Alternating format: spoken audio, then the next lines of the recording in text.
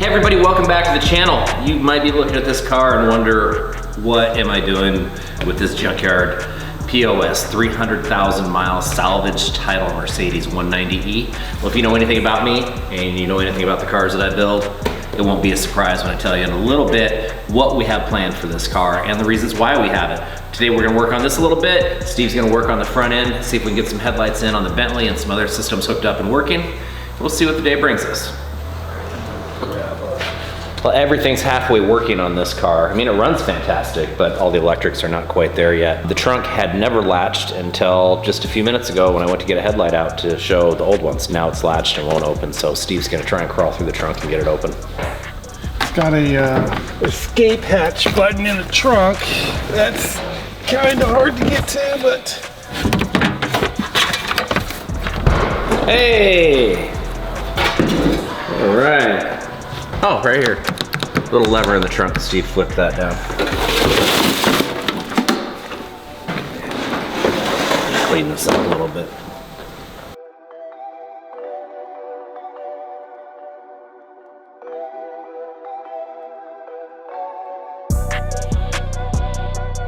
There's not a lot of options. There's not very many used ones in good condition on eBay. There's not any in wrecking yards, and the aftermarket options that there are really hokey looking for the car. This is the stock headlight, has the silver and the mirrored background. In one of my Facebook groups, I met this guy named Mac who lives in Dubai, and he had this set that he had custom done. He pulled the lenses out, took him to a body shop and had the inside sprayed black with a clear coat. So the mirror still shows through, but that's just a black clear coat, not black paint.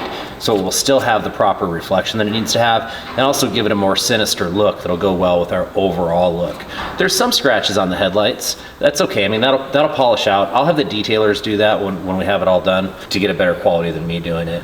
I got these for $1,000 for the set and then $600 to ship them. So overall, I'm pretty pleased with that price considering new ones are about $5 to $6 grand a piece.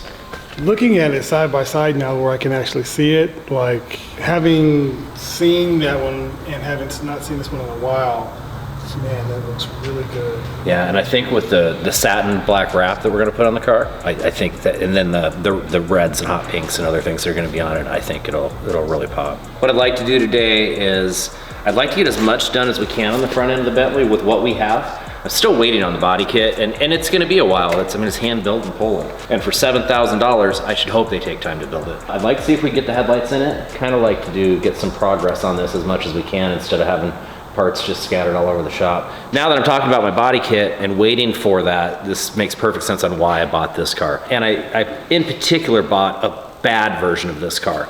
I didn't want to buy a really nice 190E because there's just not a lot of them left. This has the 2.6 liter inline six, which Steve loves that engine. He thinks it's fantastic. I'll have to pop the hood. I intentionally bought a bad one just because there's not a lot of good ones left. I want to wide body this, a wide body kit for this car. Not only it looks badass, but they're cheap. And we've never done a body kit before. So if I can spend $1,000 on a body kit for this, we can get the practice getting it on and fitting it and mounting it and doing all that. If we mess up a $1,000 body kit, it's not the end of the world. Whereas we mess up a $7,000 one from Poland, that's kind of a big deal. So this car is basically practice for us. Steve's gonna get it running right. He's gonna go through it mechanically, make sure that's all good. Interior wise, it's in pretty bad shape. We're gonna gut that. We're going full on race car interior with this. Roll bar, Sparco seats, bare bones interior. I might even go as far as doing just like sheet metal door panels on the inside. We gotta keep the Lake Tahoe things though. Oh yes, the Lake Tahoe brand door handles. That's great right there. Yeah, and as Steve predicted when I bought this car, the only thing electronically that works is the sunroof because it's a German car. So this will be a quick economical build. I'm also gonna put coilovers and exhaust on it. And I'm kind of gonna do a donut media style, cheapest of everything I can find. I'm gonna buy the cheapest Chinese coilovers. I'm gonna buy the cheapest wheels. I might even just get like 4-inch spacers and put them in there. We're gonna do this absolutely high school kid style. Yes. Yeah. I love it. This would be like the coolest car in my high school parking lot in 1995. Oh man, I can already see it now.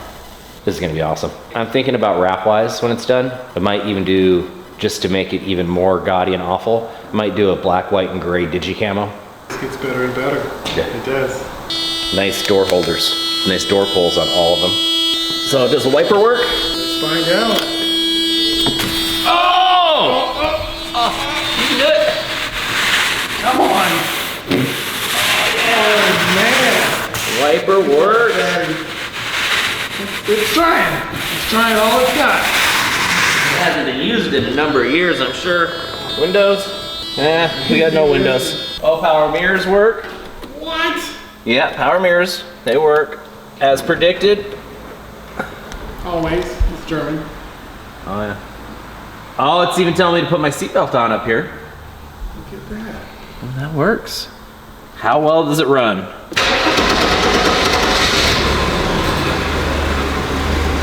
Kinda runs. Okay, so I know we have a coolant leak from the water pump.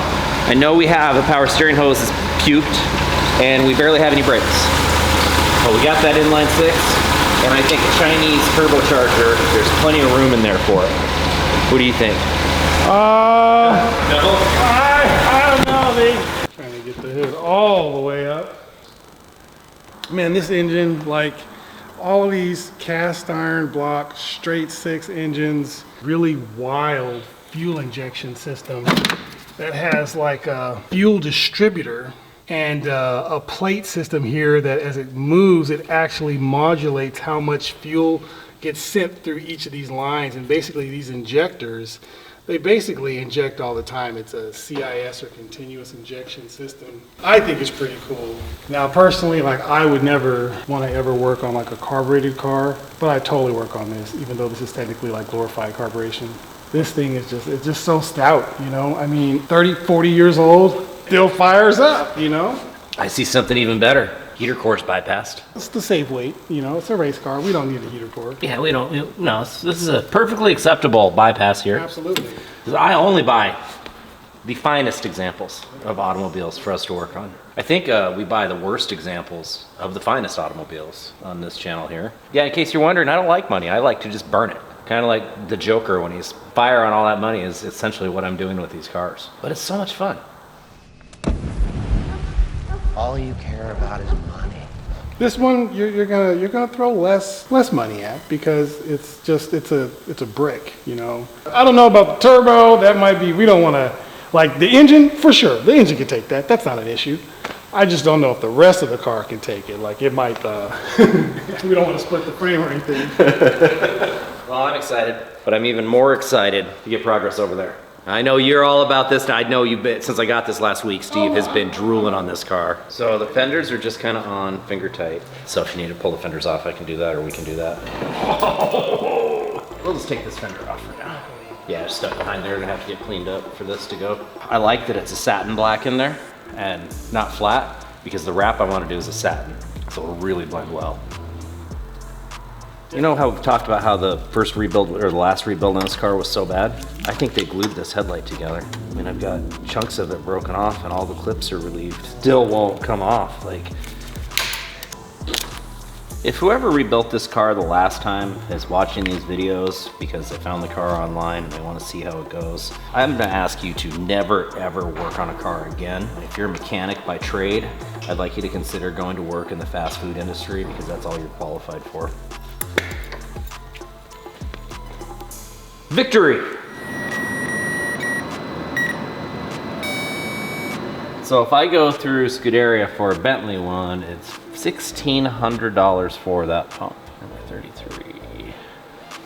07K 959253 Apple. All right, so found it right here on Auto House AZ secondary air pump 07K 959253 Apple. $69.99. 07K 959253 Apple. $871.86. Same exact part.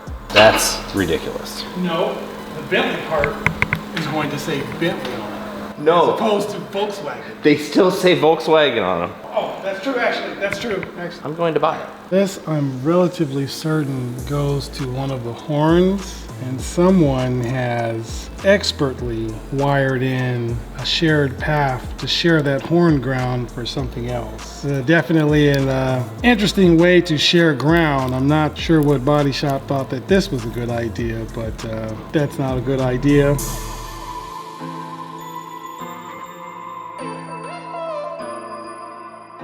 pretty sure that they've been touching butts. I think I know who was working on this car before us. Skank and Gutter Boy from the Wraith.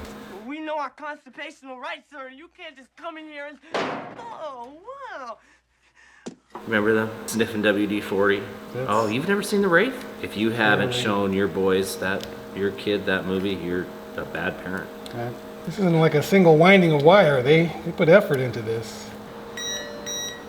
That's good, thank you. I can only imagine what happened when they hit the horn on this car with the way that was wired. I can only imagine they hit the horn and random electrical things started happening. Like, I don't know what's going on. Well, at least we know the circuit is good, so I'm gonna clean this up thoroughly. All right, so this is the back section of our property, of the shop. We sit on about 10 acres. I only rent a small section of it. My neighbors here, they've been here 36 years. They are vacating their shop. They're moving back to Ellensburg. The dad's retiring. I'm considering renting their shop from the landlord. I'm trying to see if I can swing it financially or not. I would like to have a dedicated YouTube studio, some shop space, because it is rather difficult to film in our facility every week. And what I'd like to do is, if I can get this building, get the floors cleaned up and painted, get the walls painted white, do some really good lighting so we can get you some really good quality content. I don't know if it's unlocked or not, but let's see if it is.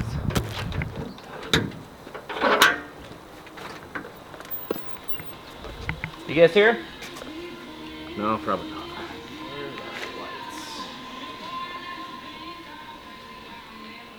I don't know if I find a light switch.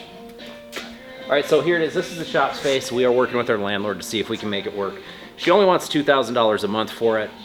I think I can swing it, but I don't want to put myself in the predicament. But what I would do is I would just blast these walls white, do the floors gray, and fill it full of lighting. We can get some really good content. Maybe one lift in here at most. Mostly just space to work on the cars here. We've got enough lifts up in the shop. So tell me what you think. But in order to make this happen, I need more subscribers because I need to get to that 1,000 subscriber mark to monetize the channel. If I can monetize the channel, I absolutely can swing this. Help me out, like, share, and subscribe. Tell your friends that like cars to like, share, and subscribe.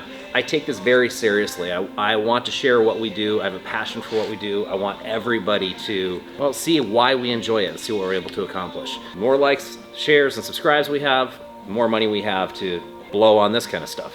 So what I'm finding is that the harness in some way has been pulled. You can see right here in the wiring, if you can get close in, the bare spot in the wire there with some corrosion. They've also clipped and shortened this, so we can't really, this harness should be able to pull out, so you can pull the headlight out, and it's too short. So what Steve's gonna do is clean up the wiring right here, eliminate their connections, put some nice clean connections in here, and extend the wiring a little bit. And I said earlier, whoever built this car the last time should work at Jack in the Box. Well, no, they shouldn't. They shouldn't do anything. They should go back to school, and they should learn how to read and write. Maybe they can take a class in dirt farming, potatoes maybe, that would be good. They might be good at being a laborer on a potato farm. Oh, that's so dumb. Went in there to go get some spare wires that we had. I know we got some harness from like the Aston or whatever, but what I completely forgot is that we have a spare harness from a V8 Audi. So this harness probably has all the connectors we need. You kept a V8 Audi harness from me.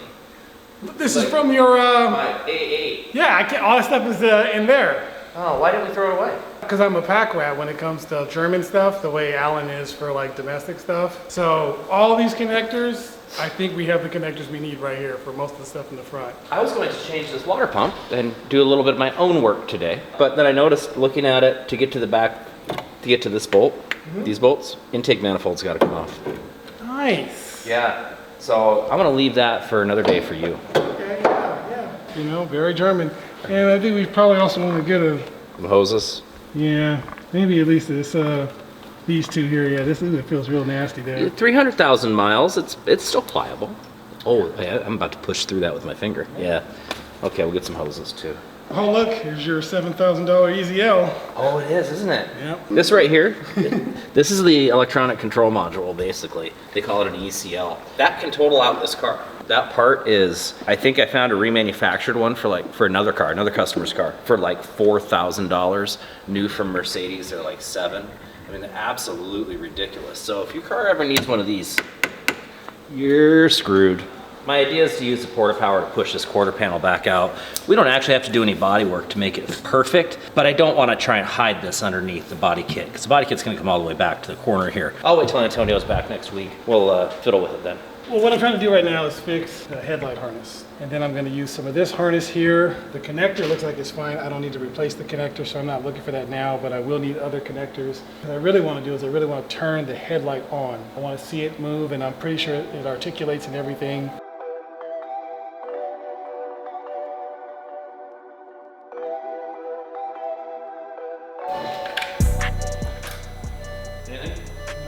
Well, it wasn't the most successful day, but we got a lot of stuff done. A lot of people in these channels, they shortcut and they don't show you all the hours that they spend doing everything. We want people to have an idea of what it really, really takes to do this legitimately and not just sugarcoat it and make everybody think they can do it on their own. So there are days like this where we just got to slog through on wiring and things like that, and not a lot looks like it got accomplished, but for what you're seeing in this 15 minutes, we're putting in a 6-hour day. Appreciate you sticking along, and I promise you're going to see some real physical progress very soon. Stick around. Don't forget to like, share, and subscribe.